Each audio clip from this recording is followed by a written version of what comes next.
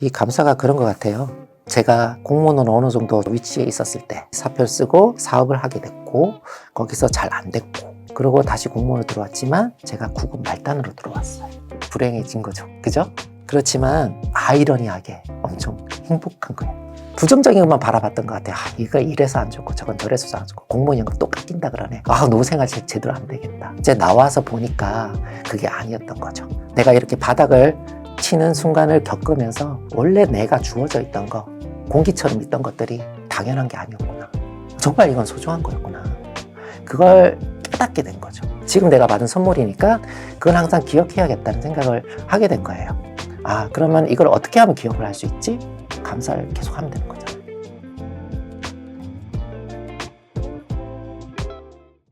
지금은 이 룰을 적고 있어요.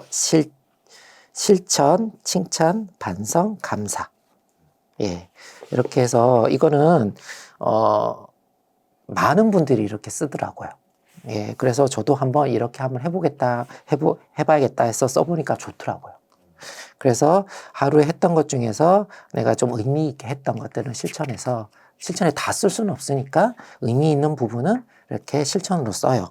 여기 보면 실천에 냉수욕 16일차, 냉수욕 17일차 이런 것도 있고 PT 받았고 생활을 실천했고 명상을 했다. 이런 것들을 이렇게 적으면서 관리를 하고 있고 그다음에 칭찬.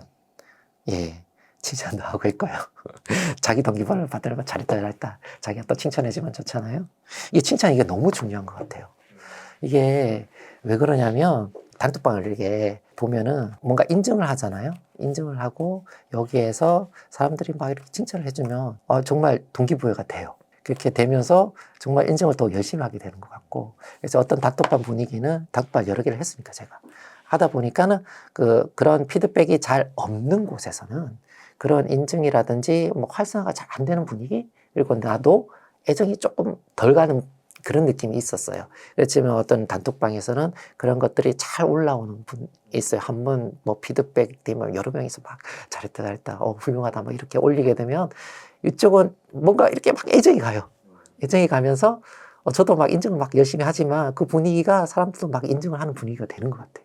그렇게 하면서 활성화 되지 않는가 싶은데 그것 또한 칭찬이 주는 효과잖아요. 나도 셀프로 또 칭찬을 또 하게 되면 좋으니까 그러면 또 스스로 또 동기부여가 되는 거니까 이런 부분도 내가 뭘 잘했는지 또 이 라인이 있으면 고민을 하잖아요.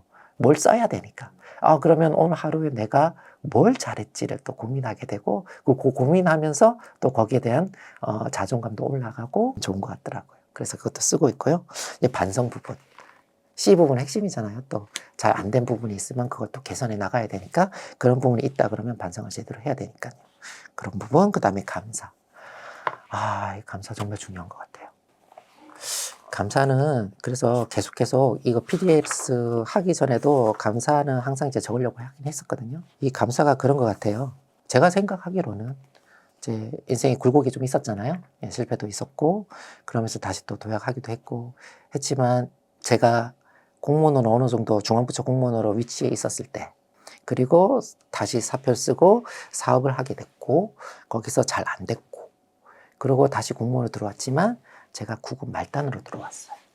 불행해진 거죠. 그죠? 그렇지만 아이러니하게 엄청 행복한 거예요.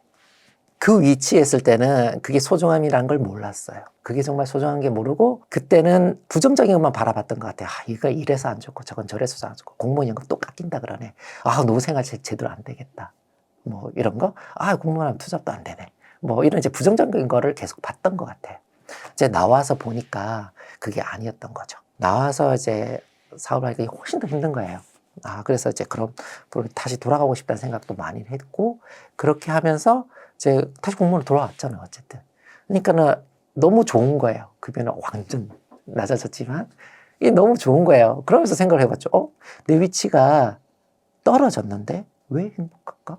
내가 이렇게 바닥을 치는 순간을 겪으면서 원래 내가 주어져 있던 거, 공기처럼 있던 것들이 당연한 게 아니었구나. 정말 이건 소중한 거였구나. 그걸 깨닫게 된 거죠. 그걸 감사하게 된 거죠. 그렇지만 그 소중함도 계속 이게 반복이 되고 일생이 되면 어떻게 돼요? 잊어먹고 그게 너무 당연해지면 또 예전처럼 그렇게 될 수도 있잖아요. 그러지 말자. 이거는 기억해야 된다. 이건 당연하지만 절대 당연하지 않다는 거를 항상 알고 기억하고, 이게 나한테 내가 받은 선물이니까, 지금 내가 받은 선물이니까 그건 항상 기억해야겠다는 생각을 하게 된 거예요. 아, 그러면 이걸 어떻게 하면 기억을 할 수 있지? 감사를 계속 하면 되는 거잖아요. 예. 그래서 이 감사 부분 너무 중요하다, 이렇게 생각을 하고 있습니다. 그래서 감사 부분 꼭 들어가야 될 것 같아요. 그렇게 해서 이제 C 부분은 이렇게 작성을 하고 있고요. 근데 이 부분을 처음에는 저녁에 썼었어요. 근데 제가 아침에 좀 일찍 일어나다 보니까 저녁에는 집중력이 많이 떨어져요. 공부를 해보면 10분 이상을 지속하지 못하더라고요. 그 집중력이 아침이랑 완전히 차이가 나는 거죠. 그러다 보니까 쓰는 시간이 중요하다는 걸 최근에 느꼈어요. 그렇게 해서 저녁에 쓰다가 최근에 가장 맑은 아침에, 예, 그때 쓰기 시작을 했는데, 그때 쓰니까 C가 다르긴 다르더라고요. 그러면 좀 더 내가 어떻게 바뀌었는지를 좀 더 제대로 분석할 수 있고, 거기에 대해서 자기 성찰, 반성하는 시간을 좀 더 길게 가질 수 있더라고요. 예, 그게 좋은 것 같더라고요. 그래서 사람들마다 다르잖아요. 집중력이 높아지는 시간이, 거기에 맞춰서 C 부분만 신경 써서 그 시간대에 썼으면 좋겠다는 생각이 듭니다. 참 이게 다이어리를 쓰다 보면, 많은 사람들이 같이 쓰다 보면은 여러 아이디어들이 들어오잖아요. 그 중에서 나한테 맞겠다, 이런 부분이 딱 있더라고요. 그리고 지금은 어떻게 쓰냐면은 요렇게 최근에 이렇게 쓰면 이렇게 써요. 형광펜으로 있는데, 파란색이 아침 시작을 알리는 거예요. 저녁 마지막을 알리는 건데, 이게 루틴이에요. 저는 아침 루틴과 저녁 루틴이 있거든요. 그래서 그 루틴을 이렇게 파란색으로 하면서 이제 처음과 끝을 알리게 되는 걸로 이렇게 표현을 했고요. 그 다음에 이제 주황색 부분은 자기계발 관련된 거. 자기계발 관련된 거, 이제 공부도 있고, 영어 공부도 마찬가지고요. 독서도 있고, 그 다음에 PDS 다이어리 쓰는 것도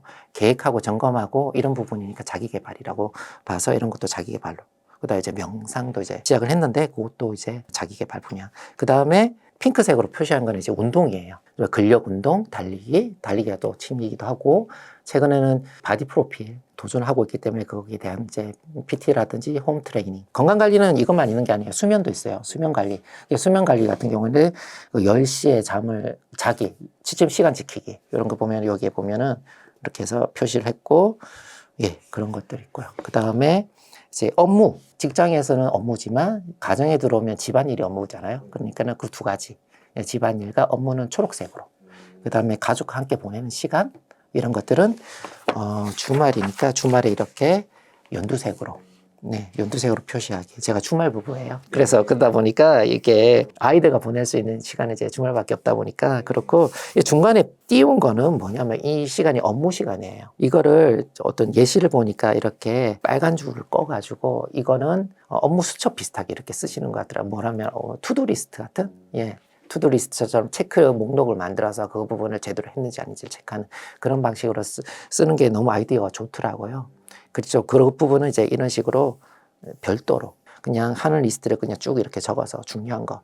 제일 중요한 거는 초록색 표시로 중요해서 이거는 분명히 해야겠다. 오늘은 무조건 해야 됐다. 그런 거는 이제 형광펜으로 표시하고, 나머지는 오늘 해도 되지만 다음날 해도 되는 것들은 이제 색깔 표시는 안 했지만 리스트에 이렇게 넣는 걸로 해서 이렇게 해서 작성을 했죠. 그래서 보면은 내가 자기 개발은 어느 정도 했구나, 운동을 어느 정도 했구나, 업무는 어느 정도 했구나, 이런 것들이 좀 보이죠. 색깔로 구분을 했으니까. 진짜 이게 PDS 다이어리를 쓰게 되면은 이거를 계속 들고 다닐 수는 없잖아요. 그런데 내가 했던 것을 시간대별로 기억하고 있을 수는 없잖아요. 힘들게. 그렇다고 그때그때 들고 다니면서 기록하기도 어렵고. 그래서 저는 어떤 걸 쓰냐면 데일리 통계 앱이라는 게 있더라고요. 그 하루하루 내가 했던 것들을 기록하는 게 굉장히 편하게 돼 있어요. 그러면 내가 뭘 했던 거를 써야 되잖아요. 기록을 하려면. 근데 쓸 필요가 없고 클릭만 누르면 그 시간대별로 그 시간에 그걸 했던 게 기록이 되게끔 앱을 설정을 해서 사용할 수가 있어요. 그래서 그걸 잘 활용을 했어요. 그래서 누군가 봐도 너무 시간대별로 철저하게 기록을 잘했다. 다이어리를 보면 이런 얘기를 해주시는 분이 있는데, 그거는 그 데일리 통계 앱을 이용을 한 거예요. 그래서 그 데일리 통계 앱을 보여드리면 시간대별로 기록을 하게끔 돼 있어요. 여기서 이제 분야별이 있죠. 여기 보면 루틴이 있고, 계획 점검 있고, 개인 정비, 운동, 그죠? SNS, 차량 이동, 업무 이런 것들은 미리미리 나의 시간에 맞춰 내 스케줄에 맞춰서 설정을 미리 해둘 수가 있어요. 나는 이런 걸 한다, 자주 한다 그런 거를 미리 이렇게 설정에 들어가서 설정을 해두면 앞서 했던 거에서 시간부터 지금 내가 눌리는 시간까지가 자동으로 기록이 되면서 이제 저장이 되는 거예요. 여기 저장 버튼 누르면 저장이 돼. 그러니까 기록이 굉장히 편해져요. 그러니까 하루하루 기록이 굉장히 편해지면서 기록이 편해져서 기록을 잘 실시간으로 잘 할 수 있으니까 이게 PDS랑 너무 궁합이 잘 맞는 거예요. 여기서 계획을 하고 여기서 계획을 할 수가 없거든요. 데일리 통계 앱에서는. 근데 여기서는 기록을 하고 여기서는 계획을 한 다음에 저녁에 여기에 기록됐던 거를 PDS에다 옮겨서 이렇게 적는 거예요.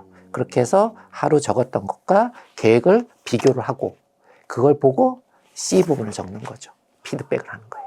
그래서 저는 이걸 이용을 해서 하루하루 C 부분을 적는 것도 있지만 이렇게 일주일 단위로 묶어서 이거를 또 내가 어떻게 보냈는지를 정리를 해서 다시 또 피드백을 해요. 여기 보면 이렇게 나와 있죠.